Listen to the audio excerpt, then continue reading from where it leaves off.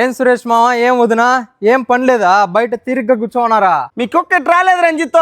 మా ఇంట్లో పప్పు కాదు రసం. మా అమ్మ యాపకాయలు దంపించుకురాని పోయింది మావా, యాప నూనె కావాలనేసా.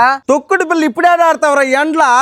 అయినా నువ్వేమన్నా చిన్న పిల్లోడు తొక్కుడు పిల్ల ఆడేదానికా? బిర్యానీ చేసుకుంటే నువ్వే తిను, మాకేడ పెడతావులే నువ్వు. మా నాయన గుంట్లో చేపలు పట్టేదానికి పోయినాడు, పెద్ద వాళ్ళు ఎత్తుకుపోయినాడు. చికెన్ టుకులోడా ఆ పక్క పోయినాడు రంజిత్. ఇంత చికెన్ వండుకొని ఏం చేస్తారా మీరు ఉండేది నలుగురే కదా. మా అక్క గంగమ్మ గుడి కాడ దండం పెట్టుకొని మా బావ వస్తే బిడ్డను ఎత్తుకుని వెళ్ళిపోయింది. ఏమాను నేను ఎప్పుడు ఎక్కలేదు రంజిత్.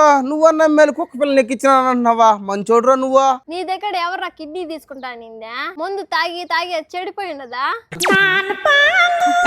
గమ్మనండి అన్నా చెల్లెలు ఇద్దరు. నేనే రాత్రి డాన్స్ చేసినానా?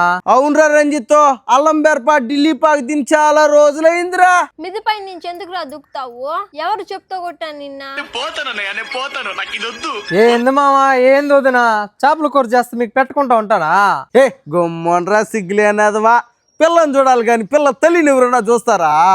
ఎదవ నాయాలరా నువ్వా. మా ఆయన కైలా పోయినాడు రంజిత్, సర్దు కూడా ఎత్తుకోవాలా?